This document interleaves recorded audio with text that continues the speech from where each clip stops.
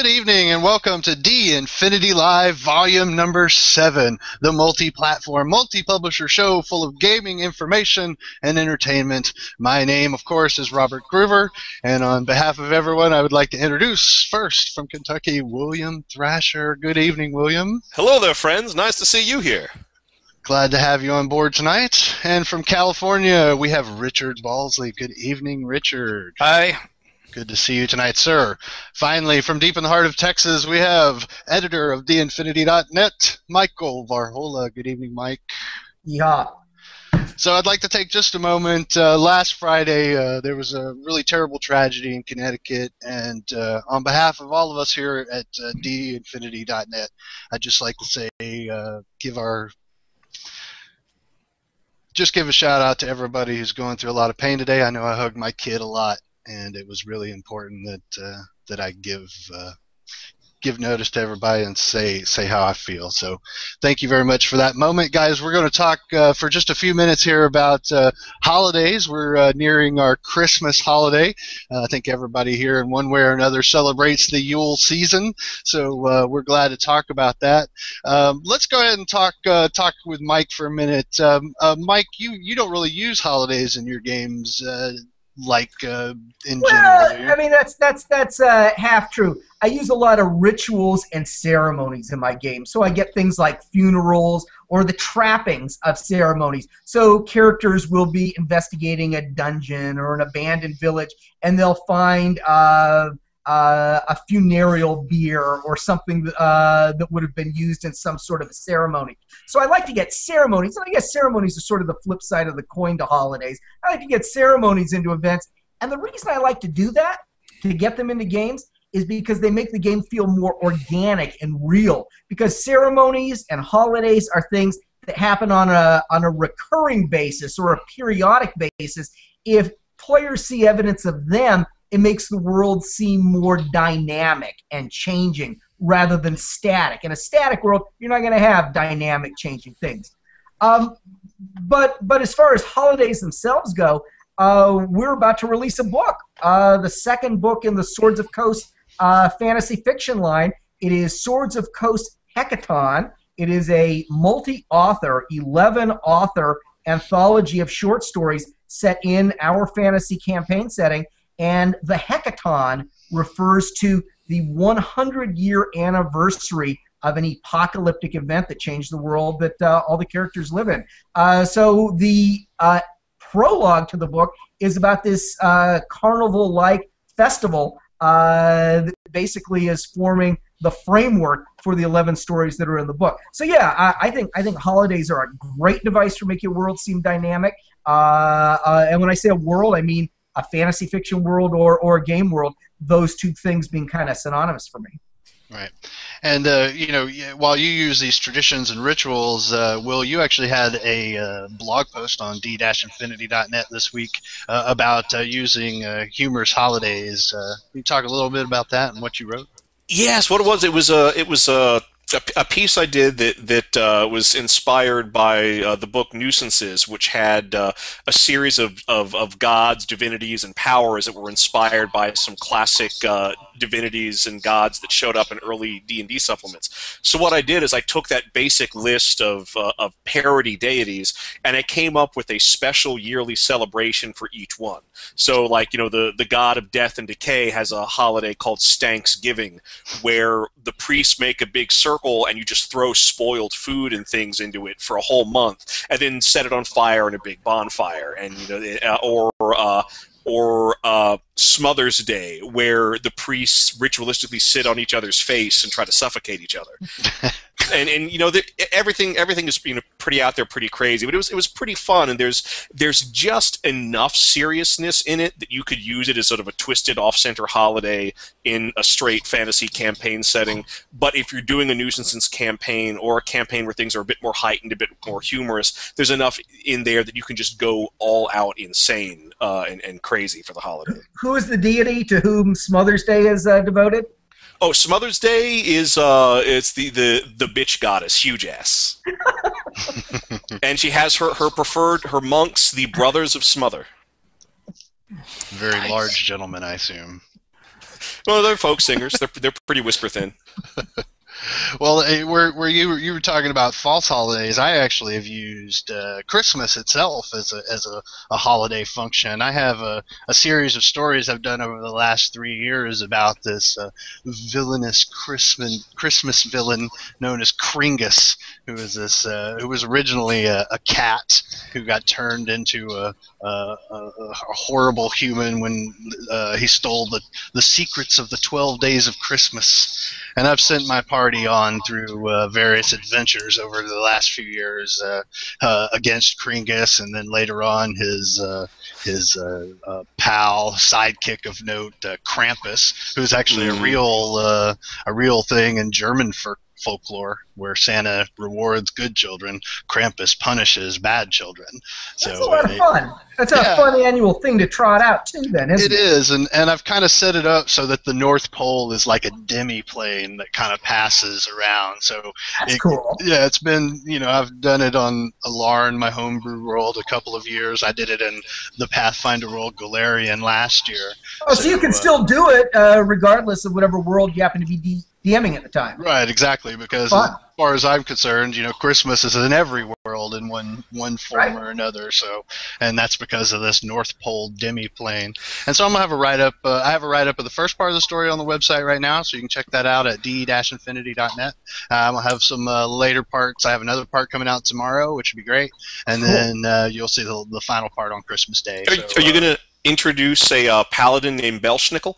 That's an interesting idea. Belschnickel? Mm-hmm. Is that an actual character in folklore? Yeah, it's a part of the Pennsylvania Dutch Christmas tradition. He's like a figure. He's not like an anti-Santa, but he's like a low-ranking Santa that investigates the houses 2 weeks to a month before Christmas and finds evidence of children's misdeeds and has the authority to punish or reward children on the run up to Christmas. How dramatic! Yeah, that's really awesome. I'd never heard that before. How do you pronounce it? I hadn't either, but it was used to great comic effect on the most recent episode of The Office, and afterwards I did a lot of research on the character. It's really fascinating.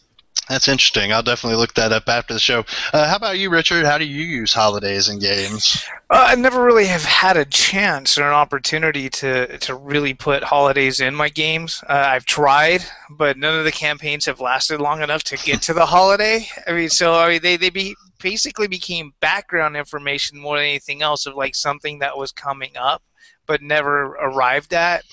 And I've had a few conversations with Gary Gygax about the issue because I wanted to ask him, like, well, what kind of holidays are you talking about, in the various things that he wrote?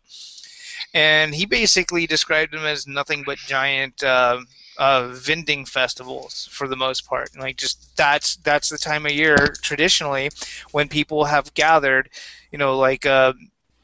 to have a bazaar of some sort. Like the traveling merchants would come to like different towns and they would set up, and that was the festival. That's what fairs were in the middle. Right. Yeah. And so that's essentially what I was trying to design for the various holidays that I was implementing were mostly trade fairs. And there was less to do with any kind of religious significance than it was about just people like having like a semi-annual or quarterly or whatever kind of get together where merchants could come in and they could buy things that were generally unavailable at any other time of the year. And if you think about it, that's kind of what some of these holiday traditions are as well. Like, people who put oranges in Christmas stockings. There's no oranges in the middle of the winter for for Nordic countries. Yet they're the ones that generally seem to do this more than any other because they're imported from like the Mediterranean. Right. So it's expensive as can be to have oranges in the middle of winter. So like these people trundle up all these oranges because they know they're going to turn a huge profit. During the winter months. So you have this Christmas tradition of putting oranges in stockings that's come over to the States because of the people that brought the traditions with them when they came. The adventure hooks just are popping out even as you speak. You could have a party who is contracted to escort a load of oranges up from the coast through some dangerous badlands to get up to some kind of town. There's just all sorts of things that you could be doing. So even holidays as you're conceiving of them could really add to the dynamism of a game world. Yeah, and that's essentially how I use them more than anything else. Like the chances I did get to implement them in some form, it was mostly as background information. So even if the characters never got to participate in what was going on, because it was like a month or two, like beforehand or like later on, they still had a chance to see some kind of holiday in action. Right, and holidays I think are supposed to be special. I mean, if you're not playing in a fairly regular campaign, if you just have a holiday just popping up somewhere randomly, it's not going to feel special. But if you have it spread out. Speaking of that, I once did a Christmas special for my campaign. This is back in high school. The first full-on campaign I ran was actually for teenagers from outer space, which it's a very fun game, very good introduction to role playing. But we've been playing that for a while, and Christmas came around, and we all realized that there was a night, I think 2 days before Christmas, where we all could get together at my place, and we decided we would just play as long as we could. And to make it special, we did the Christmas special of Teenagers from Outer Space, where these aliens came down, and it's all anime based. So these aliens came down and stole the 7 jingle balls, these all powerful Christmas ornaments that every year have to be used to summon Santa so that he can deliver the presents. And so the characters had to steal a spaceship and go on this planet hopping odyssey to gather these back from the invaders before they use them to summon Santa and make some sort of wish that would they were going to wish for like all the planets in the universe, and that's how they were going to conquer the universe. And every time they were on a planet and had to explain to an NPC what their quest was, this other NPC would come out and explain how it's impossible to actually steal a holiday, because a holiday is an idea with cultural momentum, and it's not a physical object. And it was just this really nice running gag. We had a really good time with that one. And that's a perfect example about how to use holidays in your games, because you want to have fun, and that's even as DMs, players both, we're there to have fun, and I think that's part of it. So we're going to continue this topic just a minute, but I wanted to go ahead. We have a question from our fans, from Lucas. Lucas asks, apologize for not having it up, because I'm a jerk. Lucas asks, how does someone become a contributor to the d-infinity.net versus just a member? And Mike, I think that's a great question from you. How does somebody become a contributor? All right, well, let me think about that for a second. While I am considering Lucas's question, I just got a message from my buddy Nick French, so I want to give a shout-out to Nick and tell him I'm glad he's listening tonight. And then I will try to answer Lucas's question. I would say it depends how you want to contribute. We have, I think, 8 active bloggers on D-Infinity right now, and those are all people who have something to say about the gaming industry. So actually, I think 4 of our 8 bloggers are sitting here right now. so Richard Balsley is probably the most prolific in that he posts as much as anybody, but his pieces are also some of the most detailed and really look at the way games function. So why are we running Richard's pieces? Because he's got something to say about the way games work.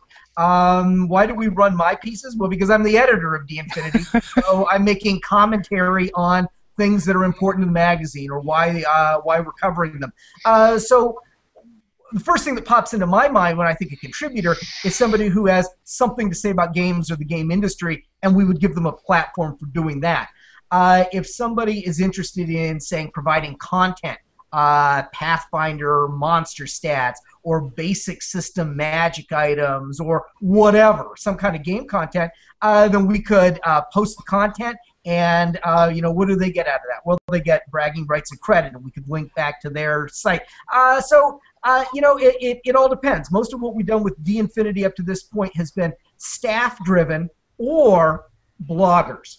So everything that's been generated has either been generated by staffers or by bloggers, because they're, bloggers are more outsiders, and they're speaking about things that don't necessarily directly pertain to the magazine. So I'd say that Lucas or anybody else who's interested in becoming a contributor, shoot me an email message or contact me on Facebook. Tell me what you want to contribute. and we'll take it from there. And they can reach you via your email, but they can also reach us via the d-infinity.net site. We have a contact sheet there, so make sure. And if you're interested in blogging, you're interested in being part of the community, come let us know. And the best way you can be a part of it is just come comment, come talk to us, come be a part of each thread's conversation. We're there to talk. That's exactly right. And honestly, that is one of the first things that I should have said, frankly, when you when the question was asked. Yeah, we have things being posted every single day. There's not a lot of sites out there that have new content being posted every day. And I'd say if you have something to say, the first place to start is in a comment. Read through one of Richard's posts and say, well, he doesn't like people saying that they don't agree with him. So for Richard, I do agree with him. But no, read through some of the posts and on monsters and say, oh, that's an interesting monster. I ran one like that in my game, but it was different in this way. Or, oh, that's a neat idea for holidays. I didn't think of that. I'm going to try that. Oh, I did try this in my game. This is how it worked out. So yeah, I'd say that's the front line of how do you contribute. You don't even need to think about that too much. Look at what other people have done and jump in and give your thoughts on what they've said or posted or written about. Yeah. I was going to say, that's actually a good point, because the way you really get recognized and by people that you have something to say is right. to contribute by adding comments to other people's stuff.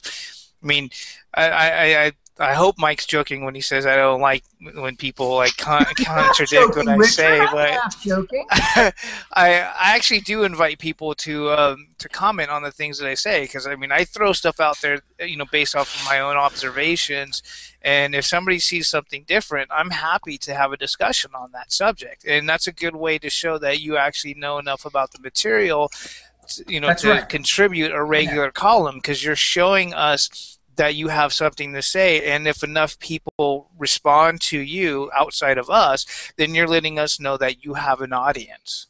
That's right. Exactly so. Okay, so we're going to move on to our next segment. First, just to follow up on what Mike was saying, I have a friend of mine, Joshua Gullion, whose birthday is today. I'd just like to say happy birthday. Thank you very much for watching the show this evening, Joshua. We appreciate it. Make sure to tell your friends. And we're going to move on to our next segment now, which sort of bookends the holiday segment. And we all know that the end of the world is tomorrow. I hope everyone's prepared. Don't be too smart-assy. I don't think the end of the world is tomorrow, but it's going to be the end of the world for someone tomorrow. You can guarantee that. Exactly true. So we're going to talk about the end of the world in games. I'm going to start off with my favorite end of the world style. It actually lines up with the Mayan calendar and the game Shadowrun.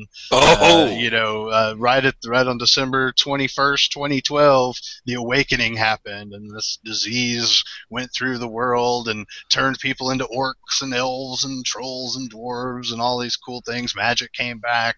All the ancient mythical monsters came back, dragons and unicorns and crazy stuff. And I just think that of all the games I've ever played, that one had the most interesting, well thought out setting, and was so interesting and real to me that I enjoyed that a lot.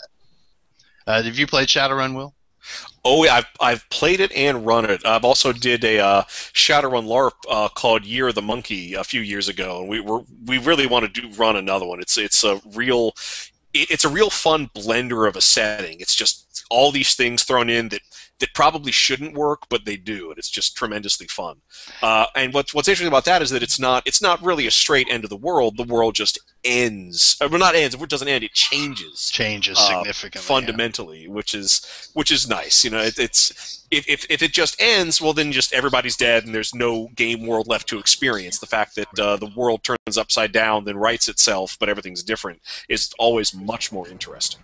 Have you used End of the World in your games before? Yes, I've done any number of like Call of Cthulhu games where apocalyptic things are at stake, where humanity could go extinct. I've also done. Let me see. I've done like space opera campaigns where entire planets can be brought to an end due to super weapons. The individual planets may have their own apocalypses, but the universe in some way will go on.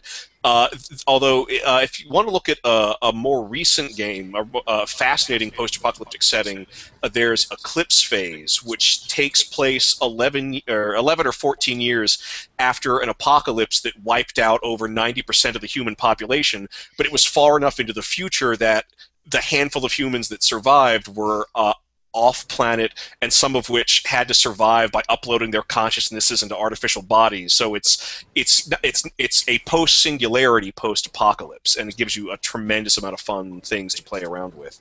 And then there's also games that have built in a looming apocalypse that that at some point presumably is going to happen. Right up the bat, Werewolf the Apocalypse, Vampire the Masquerade had a looming end of the world scenario where ancient vampires would devour their children. Deadlands has a looming apocalypse, even if the players aren't necessarily aware of it starting out. Yeah, Deadlands is a really interesting scenario. I only heard about that recently, surprisingly enough, since I'm not big on Western games generally, but the premise behind it with, the Civil War and the zombies rising and all that was always very interesting to me. How about you, Mike? Have you used end of the world style stuff in your games before? Yeah, to a great extent. The campaign setting I've been developing over the last 10 years, since 2002, which we're releasing as the Swords of Coast campaign setting in 2013, assuming the world doesn't end tomorrow, is based on the idea that there was a massive volcanic eruption that essentially was so powerful it tilted the world on its axis and reawoken things like magic and the ancient races that had begun to slumber in their trackless forests and subterranean realms. And when a great amount of humanity was wiped out in this disaster, these other races came and started trying to reclaim their place in the world. So the Swords of Coast fantasy campaign setting is set 100 years after this disaster, after this end of the world, which it would have been perceived as when it happened. And what happens 100 years after the end of the world in the Eastern Mediterranean of about the 6th century AD? Well, you end up with a traditional D&D campaign setting. That's what happens, apparently. But I think it bears mentioning that when people talk about the end of the world, and I don't want to sound too much like a hippie here, but you keep hearing the New Agers talk about this now with regard to the Mayan apocalypse that's supposed to happen tomorrow. It's the end of something and the beginning of something else. And having the world just flat out end, that can be interesting. Having the world end, as you guys have alluded to, but be reborn in a different way. And then sort of in game terms to put a template over the world that's been imposed there by this disaster. That, I think, is more interesting and more compelling in a lot of ways. So that's what Gary Gygax did with the world of Greyhawk. They talk right in the introduction about, I believe they called it the Reign of Colorless Fire. And that was this apocalypse that had happened in the past of the world of Greyhawk. And our own apocalypse in the Swords of Coast fantasy campaign setting is based on the eruption of the Theron volcano, the island of Santorini in 1700 BC. Blew up in what was the biggest volcanic eruption witnessed by humanity. And we just arbitrarily said it was 3 times more powerful, and that's why we have orcs and elves and dragons now. So right, and as DMs we can right, and we can take those tools, and do interesting things with them. There was a couple of books. I believe it was Bruce Cordell, game designer. He works for Wizards now. He wrote a book called When the Sky Falls, about how to have a meteor crash into your game world and destroy things. And he did another one called, I believe it was called Anger of Angels, about how angels go on in revolts, and it's how to put that and how they destroy the world. And and stuff like that. So there are tools out there that DMs can use, but really it's about looking at history, I think, even looking at our own human history and saying, what can we take from our human history and plug into the game in a different way, like you did with Thera, Mike. Right. We've talked a lot about post-apocalyptic gaming. I'm surprised we haven't mentioned the great granddaddy of all post-apocalyptic RPGs, Gamma World. I've never played Gamma World. Tell us about it. Yeah. No, well, I mean, it was the first, to the best of my knowledge, it was the first post-apocalyptic role-playing game. So done by TSR, right. Gary Gygax, Fred Armisen, all the old TSR creators had a hand in it, and it keeps coming back. And one thing that's interesting about Gamma World, one of its key signatures is just crazy mutations.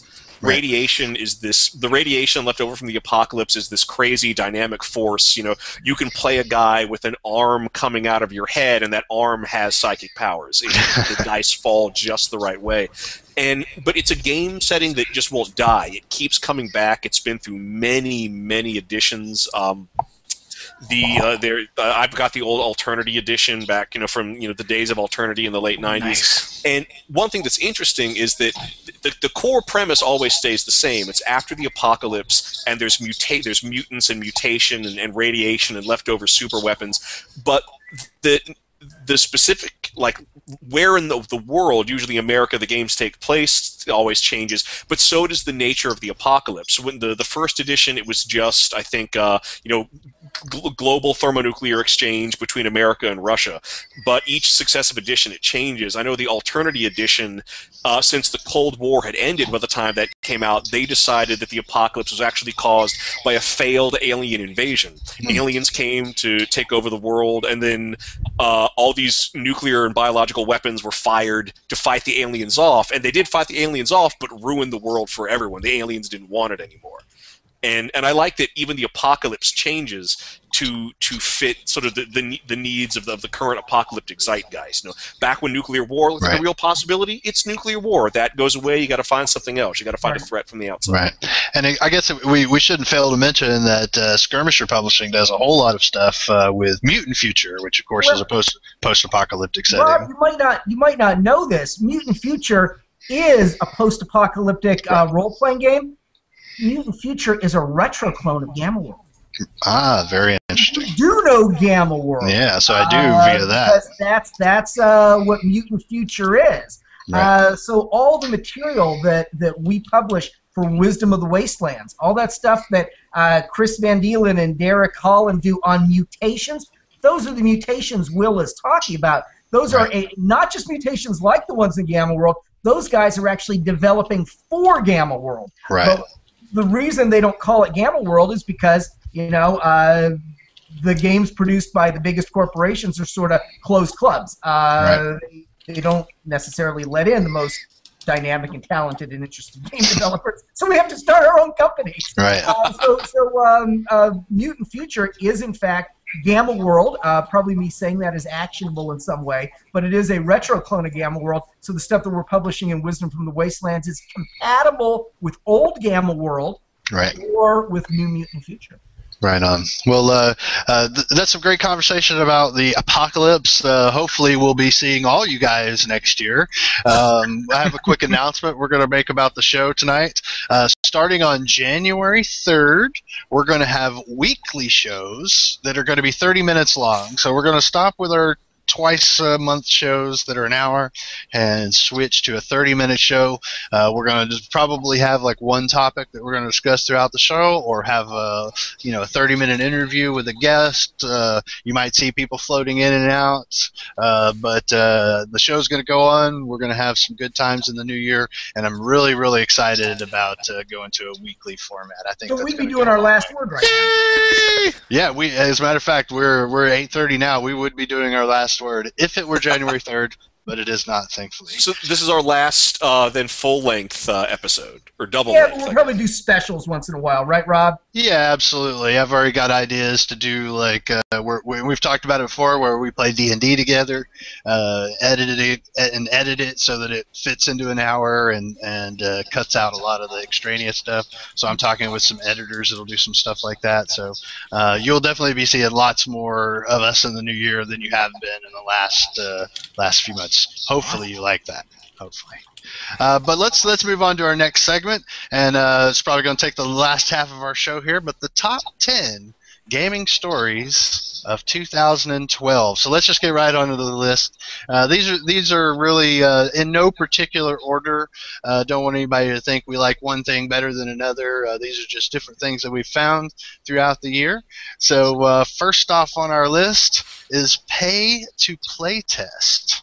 Now, Fantasy Flight Games has had a couple of playtests this year. One of them was Only War, where you actually had to buy the book to playtest it for the company. Will, what was the other one, and what's the controversy on this? Well, I believe the other one, if I remember, I believe was the Star Wars RPG that they've got in development. Right.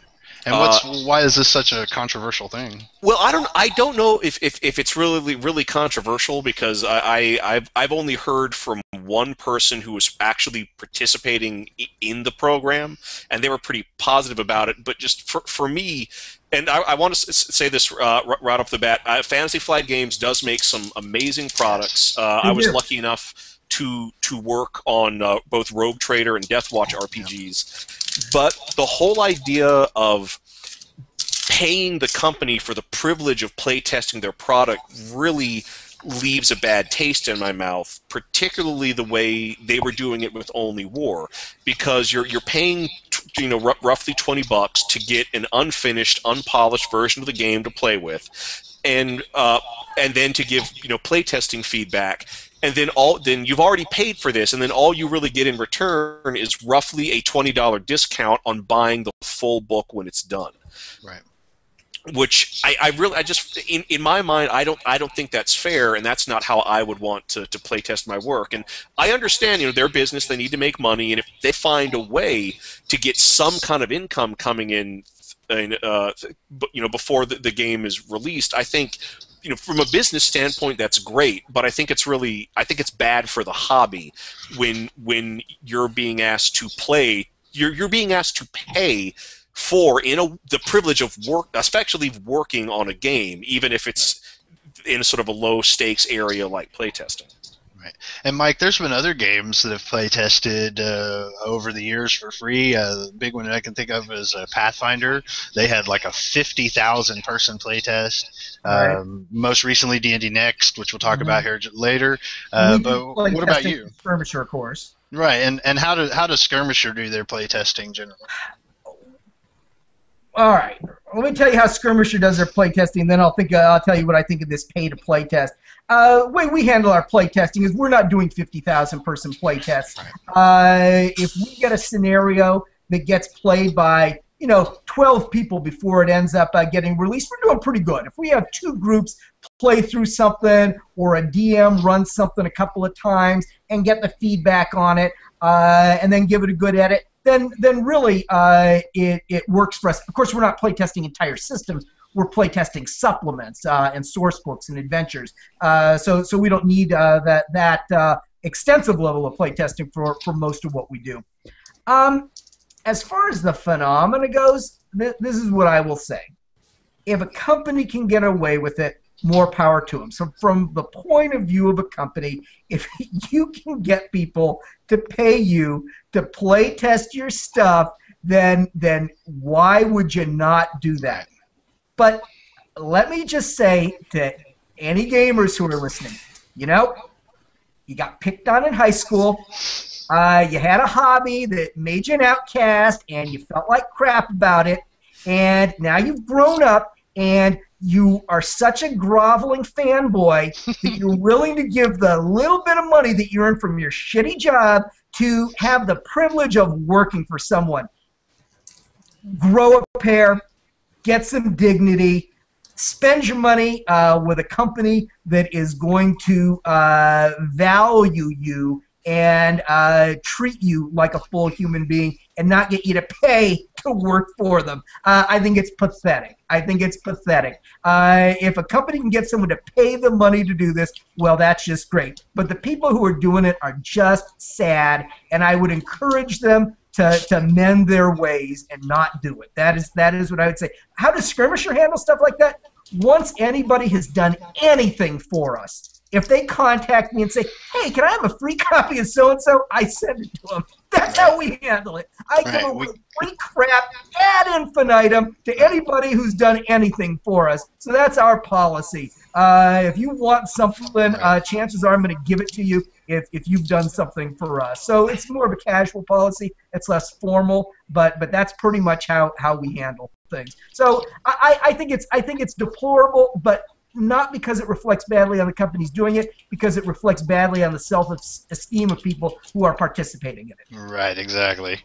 Okay, well, let's move on to number 2 on our list.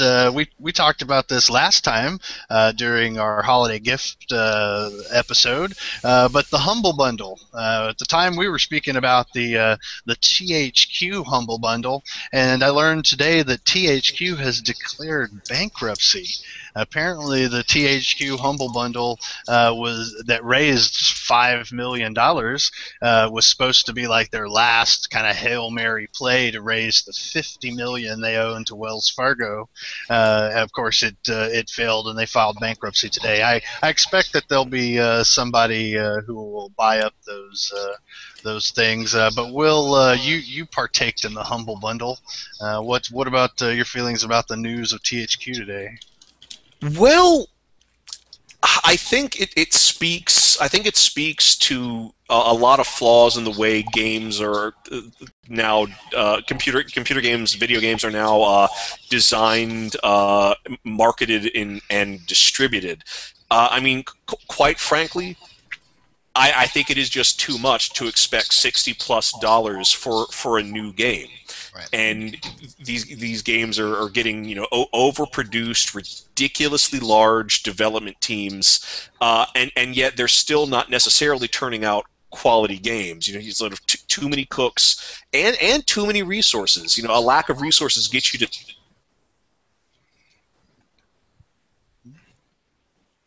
Well, move on to someone else. We may have lost Will there. So the Humble Bundle actually released a new Humble Bundle today, the Humble Indie Bundle 7, which is really exciting. And ultimate. Looks like we may have got Will back, but I was real excited. I bought it as a gift for a couple of friends. I know, Mike, you bought the THQ bundle for some friends. It was pretty easy. Yeah, I did. It was a good deal. And yeah, I'm sorry to hear they went out of business, but they didn't go out of business because of the Humble Bundle in any case. Because, like you said, that was like their last-ditch effort to drum up capital. So I don't feel bad for them on that account. It's not like we were vultures, It was something they did. It wasn't like a fire sale. I just hope those games are supported. Like you said, you think people are going to go ahead and acquire those properties, but I would suspect that the downside is a lot of those games will in fact go unsupported, and patches that should be getting generated and upgrades and fixes are just not going to be there. That would be my guess. So I don't see this as shaping up especially well for the fans and players. And Richard, did you partake of the Humble Bundle? Did you see the news today about THQ as well? Yeah, I did partake of both of them actually, and I mean I know we lost Will in the middle of his rant there, but I do agree with him that games are overproduced. A lot of them are. I mean, one of the books that I'm currently reading and have been on and off for a while is it's called The Ultimate History of Video Games, and I'm reading about the early days of Atari. So we're talking about mid to late 70s. I mean, look at the games that they created. They're still heralded as some of the greatest games ever made, and they were 4-bit games. I mean, there's none of this overproduction stuff that's going on. I mean, I do like games like Saints Row, which has because I mean it's just so over the top that you can't help but laugh at it. But it shows that there's something really fundamentally wrong with the structure of game companies that go out of their way to create materials like this. And I think that the response to the indie bundles shows just how out of proportion it is, because the indie games are really great. I mean, Right. you don't have as much resources devoted to building them, but they're still really fun. I mean, Right. Dungeon Defenders, for example, Excellent. $20 for a game that mashes several different play styles. You know, tower defense, role playing, teamwork. You know, all these other things that are going on, and it's doing really well. So why did THQ fail? And the only thing that you can really say to it is it must have been something in how much they were spending on producing things.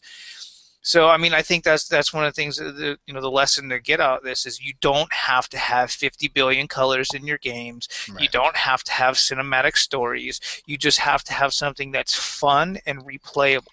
Right. You know? And I think that's what we're finding too, is that these indie games they're spending time working on the play of them. You know, it seems like the gameplay aspect of a lot of big name games is overlooked in place of, like, you know, complicated plots and actors and all this other stuff, where, you know, a game like Snapshot, which is terribly simple but at the same time has an interesting story and the gameplay is awesome.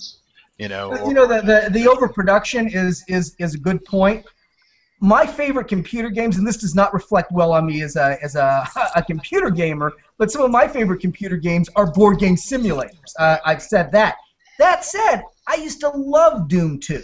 Doom 2 was a great game. It was one of my favorite games. And then Doom 3 came out, and I just could not get into it. I mean, I had a PDA. I had a PDA in Doom 3. I play games like this so I won't have to have PDAs. I didn't want a PDA. I wanted my F keys. That's all I wanted. So I think there is such a thing as overproduction. On the other hand, one of the first video games I ever had was Atari. It was that one that had Pong in it. It came with 6 games. And one was Pong, one was Hi-Li, one was Handball, one was Racquetball. And did they not think we noticed they were the same damn game? Every single one of them was exactly the same.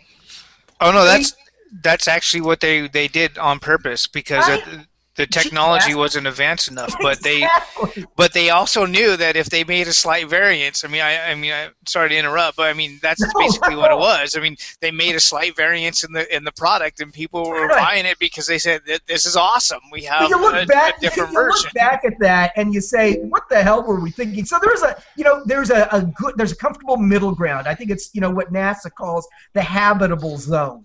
And the Goldilocks zone.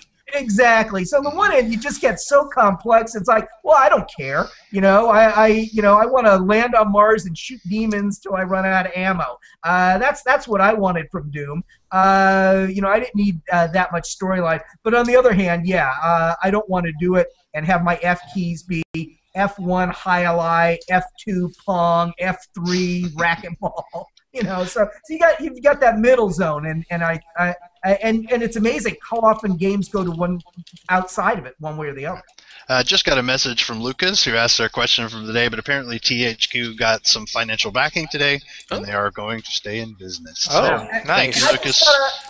I just got a comment from a listener as well. Mm-hmm. Go ahead. Dawn is listening in, and she says that one of the reasons she thinks that games will do the pay-to-play playtest, in part, is because it can provide them with valuable data on how many people are in a market for a game. So they can extrapolate from that to get a sense for how many units of a game they're going to be able to sell, or how popular a game is going to be. So from the point of view of the publisher, that is in fact kind of savvy. So look for the Skirmisher pay-to-play playtest that calling all people with no self-esteem. We've got a game for you. All right, so the next topic we're going to talk about is conventions. We're going to just quickly go over the conventions that we've attended this year. The first one that we attended this year was Alcon in Houston, Texas. Alcon's coming up. February. It's the same weekend in Houston, Texas as the NBA All-Star Game. So if you're planning to come to Houston for Alcon, you're going to have a tough time getting a hotel room in that area. But we're excited. We're excited about that. The next con that we went to, Mike, was Comic Palooza. We had a big showing there. Take a few seconds. Tell us about Comic Palooza this year. Well, we're already getting ready for Comic Palooza this year. It's going to be a big deal. Skirmisher had the biggest presence it has ever had for any convention at Comic Palooza 2012 in May. So we ran more games. We had a bigger booth space. We had more product. We participated in more events. So it was a big deal for us. 2013, we're doing everything we did in 2012, and we are the official hosts for the Saturday night convention party. Last year's party was amazing. This coming party is going to splatter your brain all over the wall. Exactly. It's going to be pretty awesome. It's going to be pretty awesome. I mean, we had a good party. I won't say it's just because we had a couple of companies sponsor booths for us. But let me tell you, that doesn't hurt one bit. We had live catapults firing peanuts into shot glasses. We had roller derby girls. We had Larry Niven. We know how to throw a party. And we're going to be doing it again. So yeah, Comic Palooza is going to be a big deal. I'm also, as some people might know, the editor of the America's Haunted Road Trip series of travel guides to haunted places people can visit. Completely separately from Skirmisher, I'm also going to be running a paranormal track at the convention.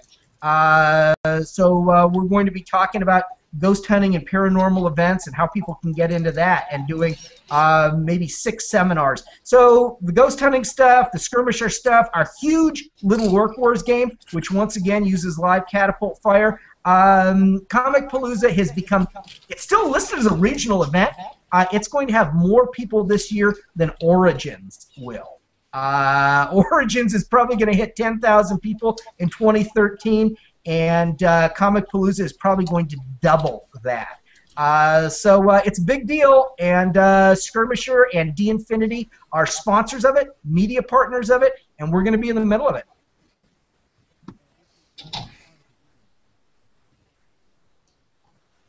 I'll be there. I think you're on mute again. Who, me? No, Rob. Richard, can you hear me now? Yeah. Sorry about that. So, Richard, what cons have you been to this year? I've only been to one this year, unfortunately. That was EtherCon. You suck, Richard. The only time Richard was EtherCon? We've talked about EtherCon. EtherCon wasn't a good experience. You have a blog post on the website about it. Yes, I do. I've mentioned it enough times that I think people are probably tired of hearing me go on about how much I hated it. I mean, it was such a, it had such potential, and it was mishandled in a lot of ways, and and that's really why I was so livid about it, like I think a lot of people were. I mean, the convention I've been to that was almost entirely volunteer was been GaryCon, and that's worked. And it's worked very well every time that I've gone. And, it's just one of those things that's it. That's what it is.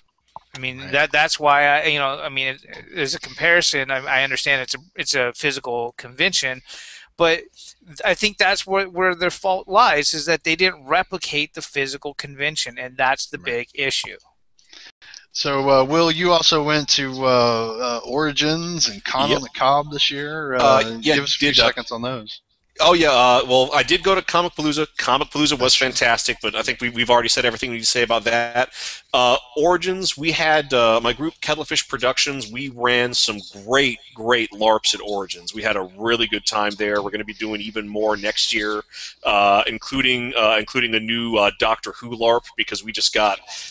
there's not a lot of gaming just for families, and the Doctor Who LARP was just a big hit for families. The whole family could come in and have something to play, so we're going to do that again. Had a pretty good time at Gen Con, but the place where I think I had the best time, Con on the Cob. Yeah, I really want to go to that convention next year so bad. It is the best small convention out there. It's like 600 or 700 people. In what year was it, Will? Was it last October? I was the gaming guest of honor there. Yes, you know, which bumped it up a notch, of course. But yeah, it was. It's an awesome con, and it's awesome, honestly, because it's run by our friend Andy Hopp, and he is just he's the proverbial wild and crazy guy. He's an artist. He's an entrepreneur. He's a brilliant guy. We ran an interview with him in D Infinity issue number 3. So if anyone's ever interested in learning more about him, read D Infinity volume number 3, and you can learn more about him there. But yeah, that's why Con on the Cob is a great con, because of Andy Hopp. Yeah, I mean, Exactly. and it's just like, it really is like a 4-day party for whatever your division of nerdery or geekery is. It's got that going on, even if the focus is towards gaming and crafts. There's always something going on. And, you know, I've been to a lot of conventions. I've organized or hosted or run, you know, large-scale events at many conventions. And you know, some convention staffs are better than others, but Con on the Cob, Andy is so high energy. It's the one con I've ever been to where if there's a problem, the moment I vocalize that problem, Andy or someone he's working with has found a way to fix that problem. It is amazing how quickly, you know, anything that could go wrong, they can turn around. It's really amazing. Right, and we had that same experience with the last con. We're going to be talking about the Space City Con here in Houston, Texas, with George Kometz, who organizes that convention. And he's very similar in that respect. Very high energy, very right on the ball with everything, and we had a really good time at Space City. They're moving hotels this year in Houston, out of the Galleria and out to the west side, but I think for the life of this convention, I think it's going to be much better than. Well, I think that represents an expansion of the convention. I mean, I think they had a Space City Con this past August was great. I mean, let me just say that I had a great time there for all sorts of reasons. It was a terrific con for me, and I'm really looking forward to the next one. But I think George has moved it. He's characterized this as nothing but a good move. There's going to be more space, better parking, easier to get to venues. Rob, all BS aside, the setup we had at Space City Con, what they gave us at Space City Con, was about the best setup that Skirmisher has ever had. We had like a 10 by 20 foot gaming area behind our retail booth. So we basically had like a 40 by 40 foot area that we got to control. So yeah, I have nothing but good things to say about Space City Con. I'm looking really forward to it. Yeah, the best thing from Space City Con was Steve Jackson playing Little Orc Wars for 10 minutes. That was my favorite part. I have pictures of that on my Facebook. So let's move on to our next topic. We're going to kind of cut through the next 3 real quick. D&D Next is number 4 on our list. Of course, the next iteration of playtesting of D&D Next is started up. It's been we were in the Friends and Family beta early on, ran some stuff early in the year, and then I've been running about once every 2 months or so. I've been running a playtest, had some great notes for them, but I don't see myself moving away from Pathfinder for D&D Next when it comes out.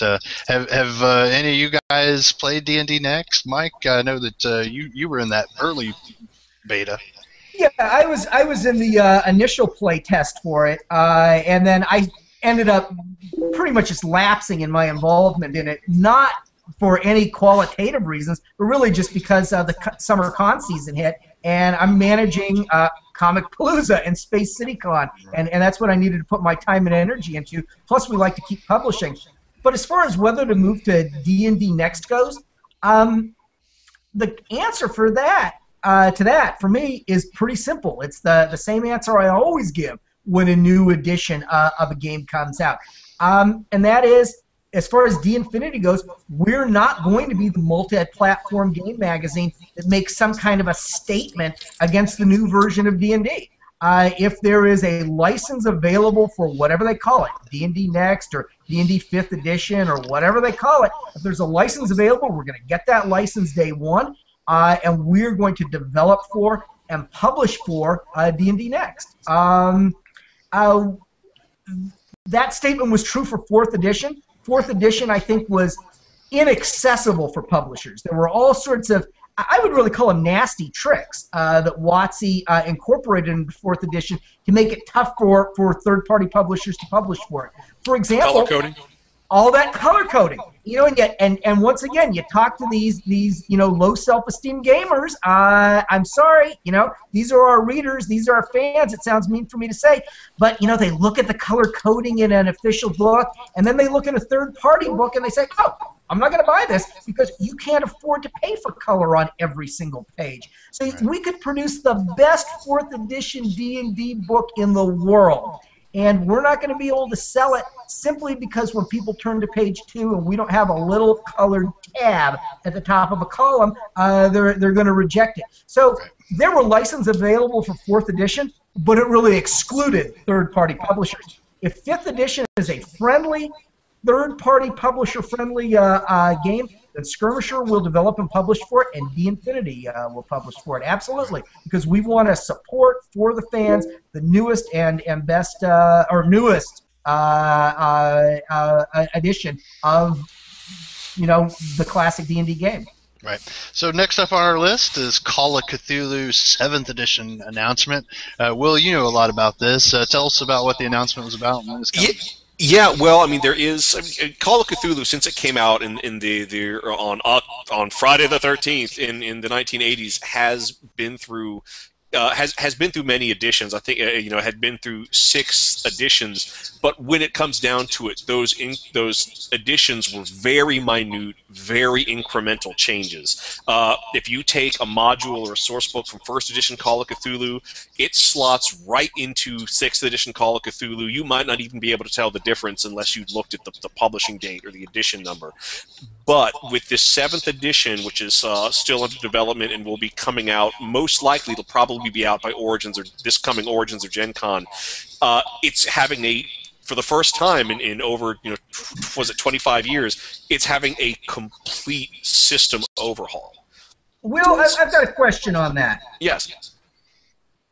One of the games that Skirmisher publishes is Cthulhu Live. Cthulhu Live 3rd Edition, which is a licensed live-action version of Call of Cthulhu.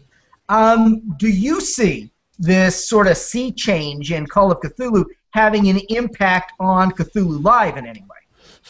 It could, depending on how divergent it gets. So far, there was on Yogg-Sothoth.com, they recorded an interview with one of the main developers of the book, and he talked about a number of the changes that are coming, and most of it, at least what was discussed and the way it's going to be implemented in the tabletop game, probably won't have too big of an effect on Cthulhu Live, if only because one reason is Cthulhu Live is to facilitate a live-action role-playing game is so stripped down, but also because some of the changes are things that Cthulhu Live actually already does, which I found very refreshing. Interesting. Like one of the main differences is that luck is no longer going to be a stat.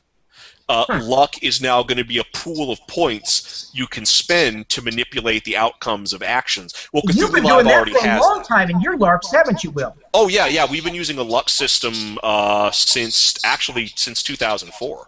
Yeah. So that's something that we've actually already done. We'll have to wait until we see the final version. It looks like the tabletop version of the luck points will probably be a little bit more flexible than what we do with Cthulhu Live, but it's not as if we can't change that with some errata or an article on how to implement these changes into Cthulhu Live, or with the 4th edition if we so choose. That's exactly true. So next up on our list is the Pathfinder MMO. This is a new thing on Kickstarter. There's a Dungeons and Dragons Online, which had sort of a hit or miss sort of release. Never really had any sort of significant numbers, but the Pathfinder MMO looks pretty cool. Will, what's your favorite part of the Kickstarter announcement? Well, the thing that has me most fascinated is there's going to be this massive 12-level dungeon, the Emerald Spire, also known as the Super Dungeon, and what they're doing is that they're handing every level in this dungeon to, for all intents and purposes, a role-playing game superstar, somebody who's very important to the history of this hobby, and they're giving them tremendous creative leeway to design their section of the dungeon, and that's going to include people like Rick Baker, Wolfgang Bauer. I'm fascinated to see what Mark Reinhagen, creator of Vampire the Masquerade and all the classic White Wolf games, what he's going to be doing. I mean, I think this is really fascinating that they're going to bring in so many different game developers to do this mega dungeon. And normally I would say this is too many cooks, which can just be death to any creative endeavor. But the fact that they're dividing the dungeon up and just giving each developer their tremendous leeway with their own section is going to make this a really interesting, really dynamic dungeon, regardless of how the rest of the role-playing game turns out.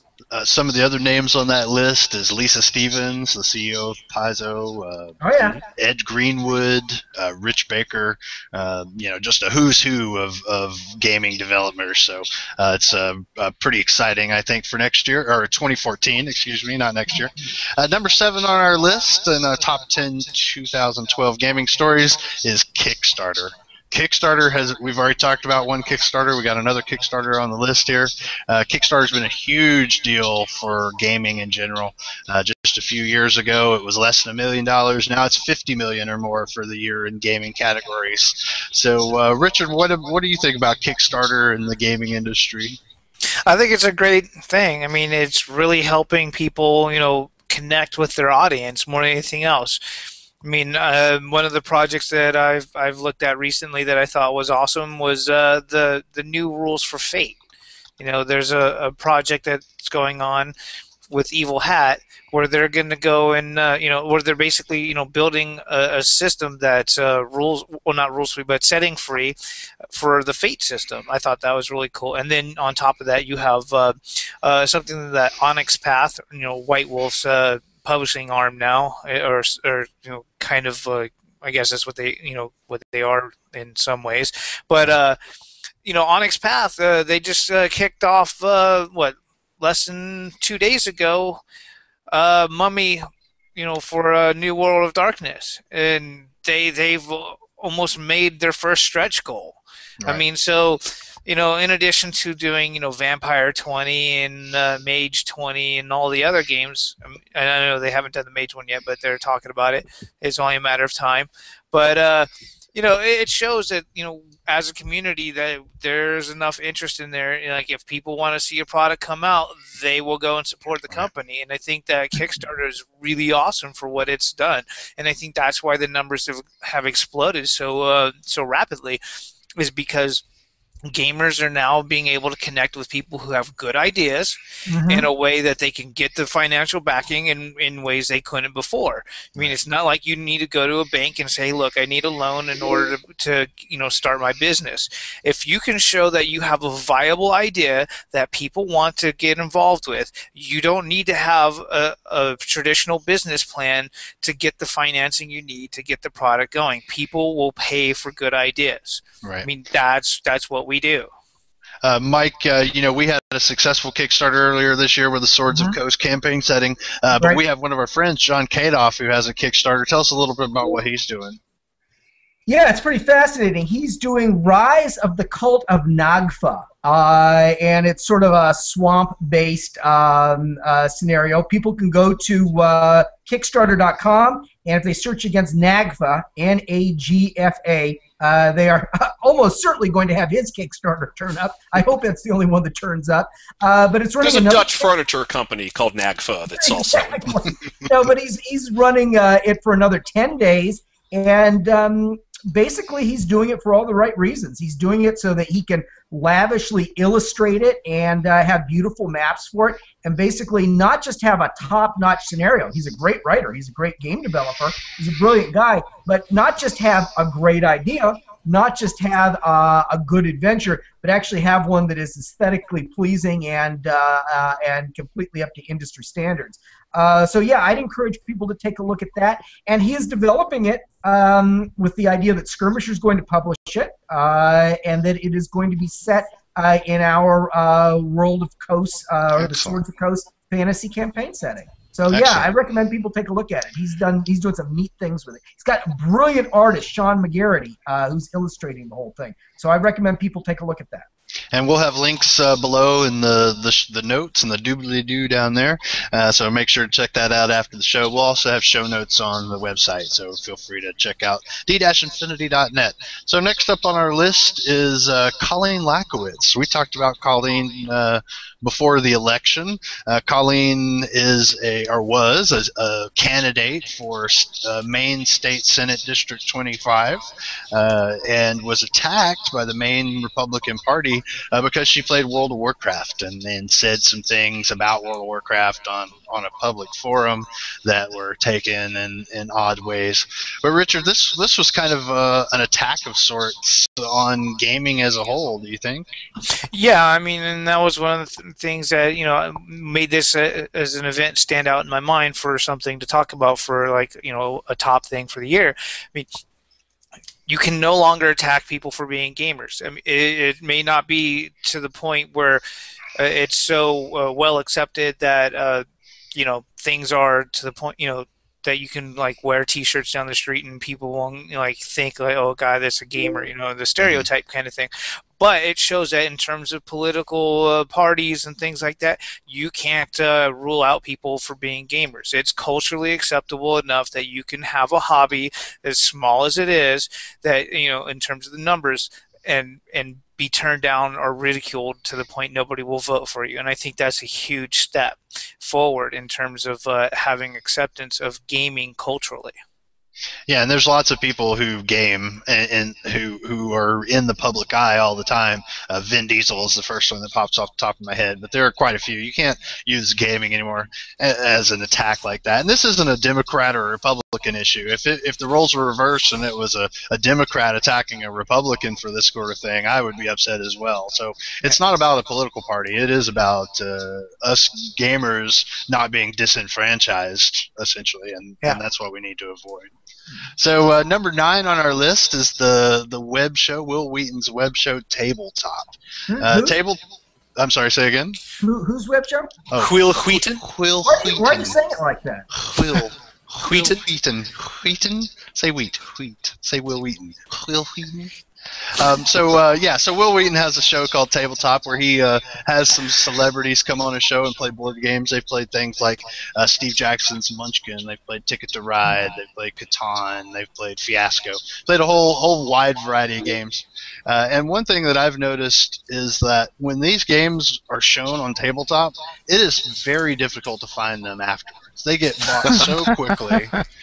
When Gloom, Keith Baker's Gloom was played on Tabletop, my wife and I wanted to go, so we went to our friendly local game store and found all the expansions, but no main copy of the game. So we bought the expansions and found the game later. But it's been a powerful force there, even in Target now. Will, what do you think about Tabletop? Has it been a positive force for gaming, do you think? I think overall it is. I mean, anything that gives the kind of games we like exposure, I think, is really only going to be a positive force, for gaming in general. I just hope that, I guess my hope is that they look for more smaller publishers, because I guess. Yeah. And I guess this is just coming from me because I'm in the games industry and I do keep a close eye on these kinds of things. I'm never surprised at the things Tabletop covers or reviews because it's usually something that I'm already familiar with, either because I've spoken to the creators at a convention or I've played some demos or maybe even participated in an early playtest. But that doesn't mean it's not valid. I think it's great. I just hope I hope that as the show continues to develop, they look for more interesting games, more niche games, more games that people who are fully immersed in this hobby, or as deeply immersed in this hobby as we are, may not have heard of, but could certainly benefit from that kind of exposure. Because there are some great games out there that just the show just hasn't gotten around to yet. And they've done a couple of small games like Bite Me and Suro. So they've done some small. And I mean, you could even argue that Munchkin, in a way, is a smaller company. but they're obviously much bigger than indie game companies, as they're called. So tabletop's a very powerful force. You can get a lot of the tabletop games at Target, but if you have a chance, please go to your friendly local game store. You know, these guys are there to help you. They're friendly. They're knowledgeable. They can help you much better than some red shirt in a Target somewhere. So please go to your local game stores. So our last topic, and again, this is not done in any particular order, but I think this is probably the most interesting topic for this year, was Reaper Bones Kickstarter. The Reaper Bones Kickstarter was huge. It generated nearly $3.5 million. It was number 4 all-time Kickstarter. You get 250 minis nearly at about 40 cents a piece, plus dozens and dozens of add-ons. For a gamer like me, a DM like me who has a small collection of minis, this was the perfect way to get such a huge set. Mike, I know you said earlier you had just done your survey. What'd you get? And tell us what you think about Reaper Bones. I thought it was a great deal. I liked it for a number of reasons. One, there's just a great variety of miniatures. So when I looked through, I'd signed up for whatever the $15 level was, and that was a good deal because that got you like 36 goblins, kobolds, and rats. So I said, okay, that's good. I can use 36 goblins, kobolds, and rats. But then they gave you the option of upgrading, which I thought was pretty snazzy.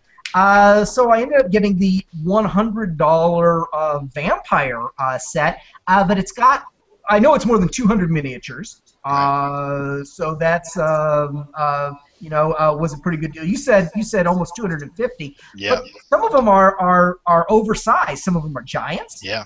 A lot of them are big creatures like owl bears. It's a great deal, and some of them were done in colored. Resin? I guess they're doing these in. The elementals. So the fire elementals were done in red, sort of translucent resin, and I think they called them haunts. They're like ghosts or spirits. They did like in a green translucent. So there's some you're not even going to have to paint out of the box, really. You're going to be able to, pretty much use them as is if you want to on the fly. So yeah, I thought it was a great deal. And it's doing what Kickstarters should do. It's giving you something you're not going to be able to get if you're one of the people that waits until it's on a store shelf. And that's what it should do. The people who are willing to make the leap of faith and come on board early should get more. And I think you're probably getting 2 or 3 times more than you would get if you wait for it to be in a game store or available online.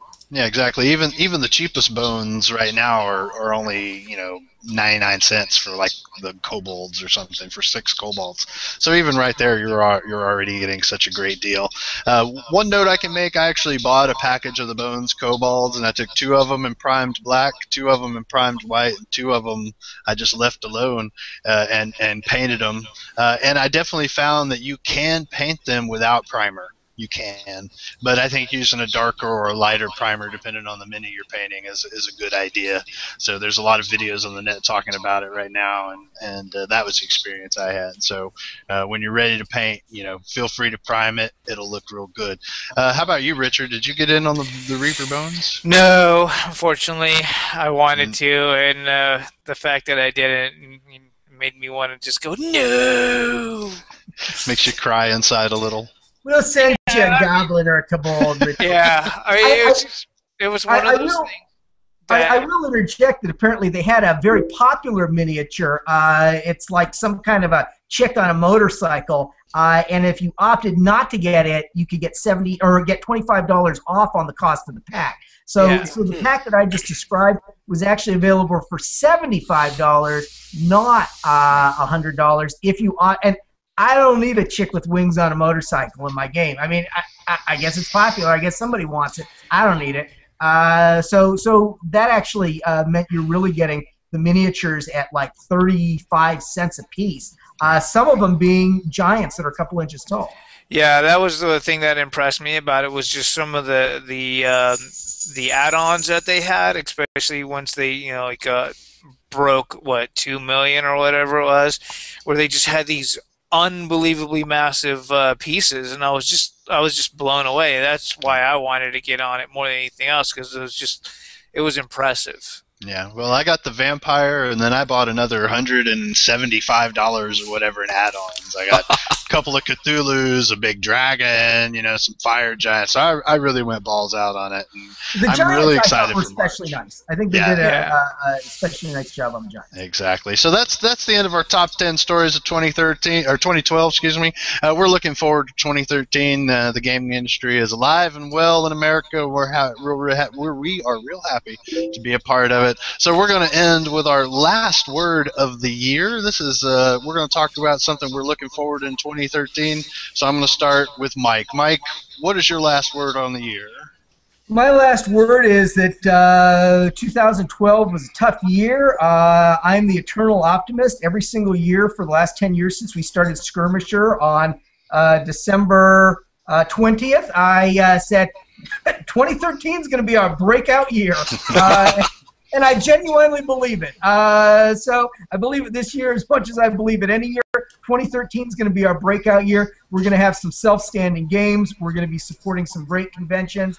We're going to just be doing terrific things. So keep watching the show. Keep paying attention to Skirmisher, and you're going to be pleased because we're doing some neat, fun, exciting, interactive things over the next 12 months. And Richard, what about you? What's your last word of the year? Well, assuming that the world doesn't end, we'll be back in 2 weeks, so I think that's awesome. And I've been doing a lot of editing work for various products like Dungeon Lands, which is from Savage Mojo, and it looks really awesome. Old school style dungeon crawl, death trap kind of thing, which I've talked about on the show previously. So I'm working on that. Hopefully, I can get volumes 5 through 8 done. Next year. Mostly the maps are the problem that I've had, and for Castle Builder, and get that out because the rest of the book is mostly text, and it describes things on how to assault and defend strongholds. Oh, so that's exciting. That's pretty much it. So once we get past that, I don't know. I'm just looking forward to working on stuff from next year and maybe turn out a couple more short stories for Swords Coast and a couple other things. Great. Well, we'll look forward to that. I'm really excited about Castle Builder. That's one of my favorite things that you've done. So I'm very stoked about that. Will, how about you? Your last word of the year. Well, I didn't get nearly enough gaming done in 2012, so I hope to do a heck of a lot more in 2013. Then, within the realm of Skirmisher D Infinity, I am now hard at work on the Pathfinder edition of the Jester Dragon's Guide to Defects, which will be in print. With any luck, we will have that available. It'll premiere at VisionCon in Missouri, which is where I'm going to be the gaming guest of honor. So look for me there if you're going to attend. It's in February.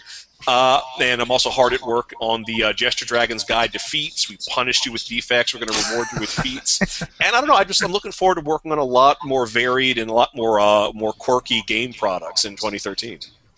Well, that's great. My last word from the year, I'm going to take the last word. I have a couple of things in the pipe. I'm still working on my Eugenos novel. It's clocking in about 90,000 words now, so I'm moving forward into the end game of that. So I'm very excited about that. Should see that sometime next year. I also have my dream project, and the big thing on my design bucket list is to do a role-playing game set in kind of a fantasy universe with wrestling as the combat, professional wrestling as the combat. I've had this idea for a lot of years, and I think next year I'm really going to push forward on that. I'm also doing for Skirmisher, once I'm finished with the novel, we'll be doing Interplanetary, and that'll be out next year too, I'm sure. So real excited about all those projects. We're excited about everyone else's projects, and we're hoping we'll have a good 2013. So we're going to end it there for tonight. We appreciate you guys who are still hanging out with us, even though we went over. We appreciate your viewership. We really would like you to go ahead and like this video. Just click the little thumbs up down there, and right next to that's a subscribe button, so hit those. Both of those things are how we get our word out to the larger community. Yep, right down there. You can see it. So everybody please do that, and that'll help us out. So on behalf of William Thrasher, on behalf and Euripides, on behalf of Richard Balsley, on behalf of Michael Varhola, my name is Robert Groover. I thank you and hope you have a pleasant holiday season. Good night.